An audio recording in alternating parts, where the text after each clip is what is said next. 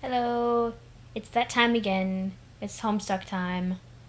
And it's 12:32 and I'm going to make sure I don't go over this time because I much prefer VO to Vimeo. So, look at them kitties and let's hop to it. Hopefully I'm not going to have any more seizure face attacks because it wasn't very fun last night. I had such a headache. Ugh.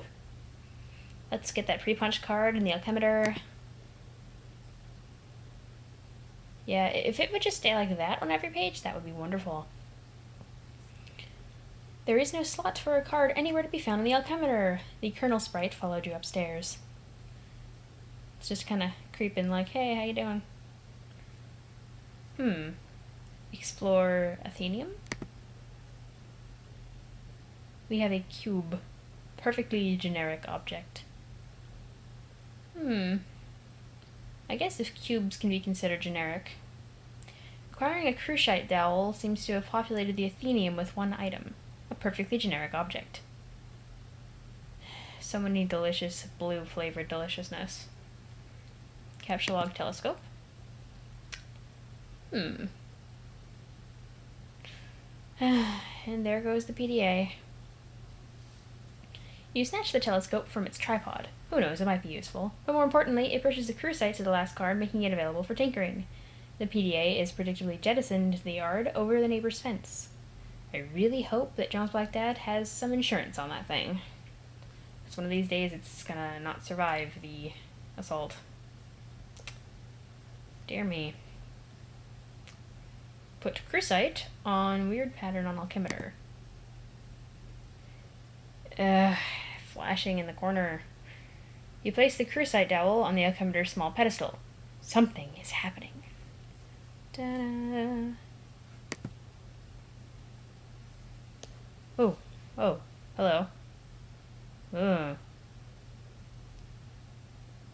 That's, pretty bendy. I kinda like it. You set the alchemitor to cast three perfectly generic objects for some reason, expending a total of 6 units of build grist. These things look completely useless. What a waste. Completely useless? I don't know, you can do a lot with 3 perfectly generic cubes. Out of the corner of your eye, you notice there's something in the sky. It's called the sun. John, if you ever stepped out of your home once in a while, you'd know what that was. Use the telescope and stop seizuring everywhere. Oh my Jesus. Okay. You switch back to the stack modus to get a closer look with your telescope. Whatever it is, the Colonel Sprite seems particularly agitated about it. Yeah, agitated enough to make me agitated, and change the color of the Slimer on his shirt to blue. Ugh. Somebody make it stop, please. Oh. It's Meteor. Pfefferoff summoned Meteor. It's headed for us. We're going to die. Hardly. See, I told you it was Meteor. Wow, I actually got that right. Should I wait for the countdown to finish, or is it going to loop? Yeah, it's going to loop. That's really something else. I'm with John on that one. You're no astronomer, but its trajectory looks suspiciously head-on with your current perspective. This is a troubling development. He's like, oh hey, it's my buddy, Meteor. John's like, where's Holy when you need it? John, you're not etc. You're screwed. High five, Colonel Sprite. You figure you left him hanging long enough. Yep. Attempt to ingest a unit of build grist. Yes! They're gushers!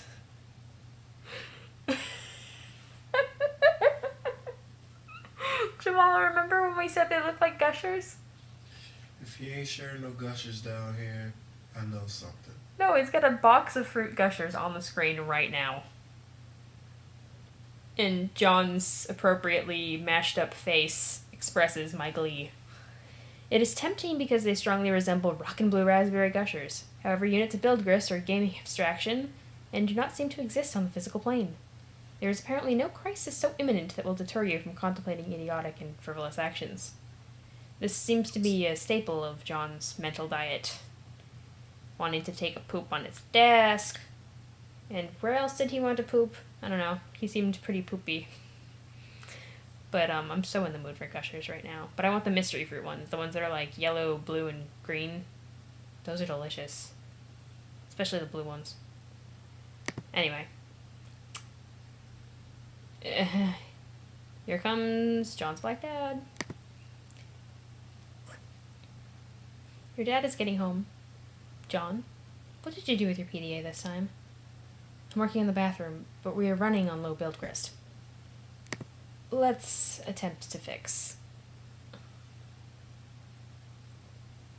Well, the floor is fixed, but the bathroom is no longer a bathroom. Dear me.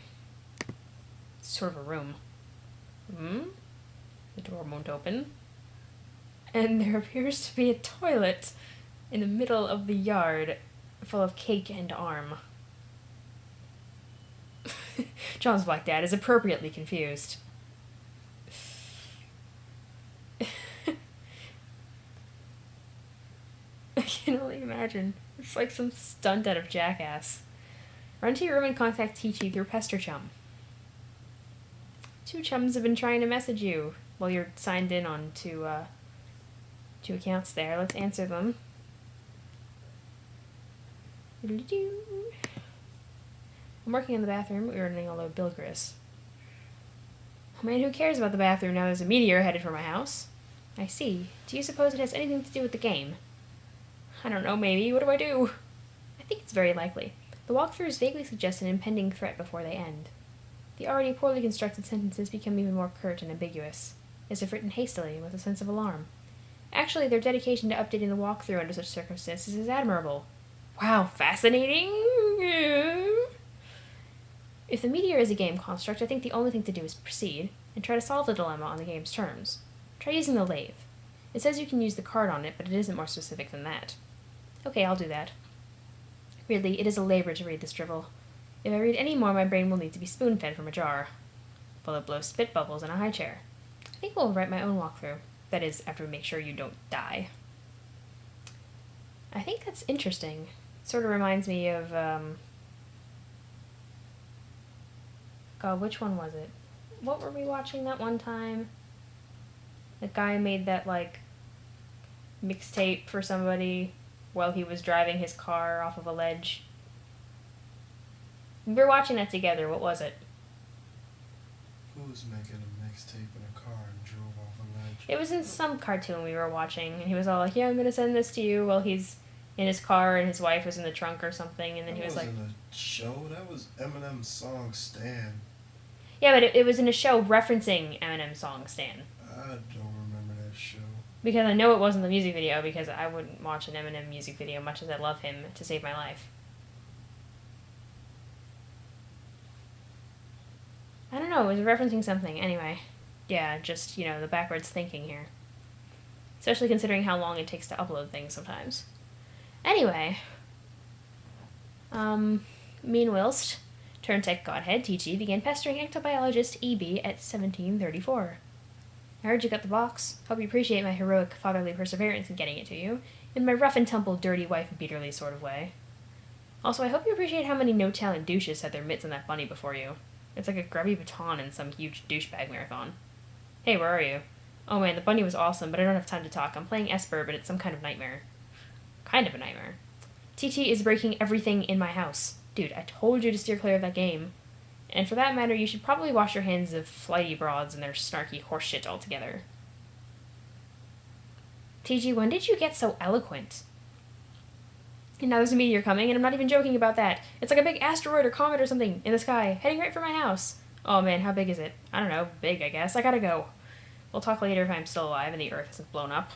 Like the size of Texas, or just Rhode Island? They're always throwing around these geographical comparisons. Give us a sense of scale, it really means...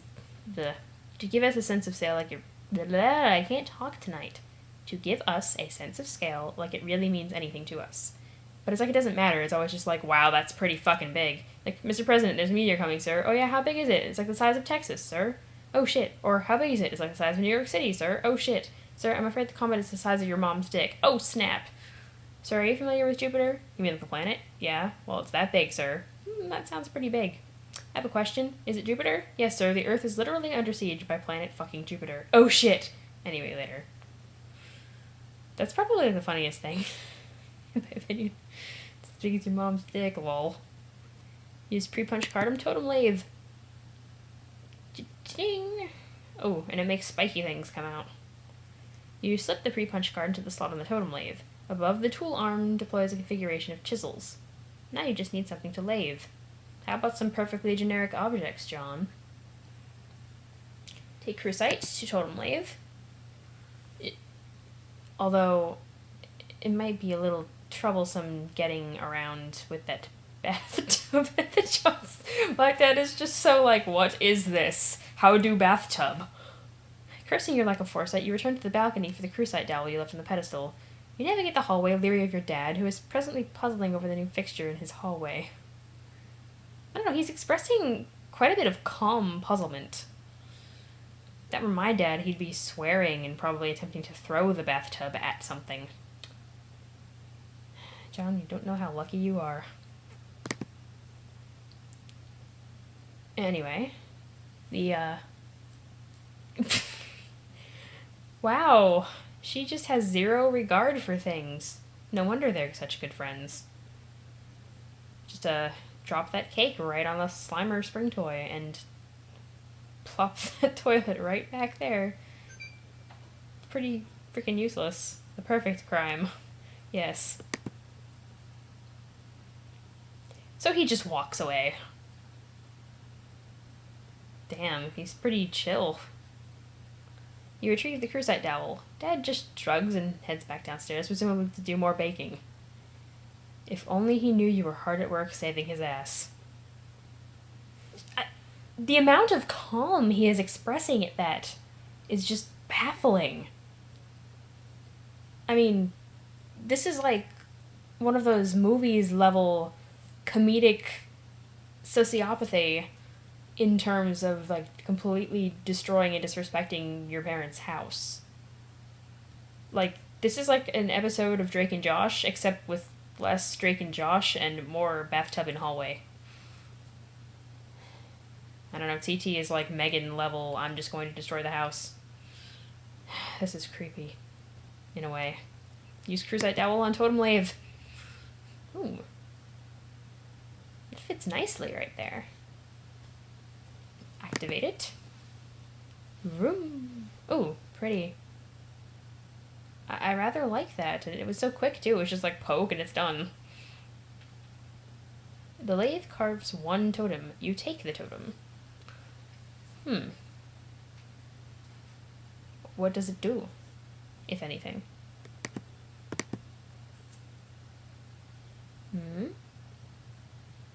I love how he's just ignoring the glass. You really need to clean that up before you step on it. Alright, I used the lathe to make this blue shapey thing. Now I guess I take it back to the alchemixer again. Hello? How can you tell I'm 13 by what I'm typing? Mythical therapist, TT, is no longer connected.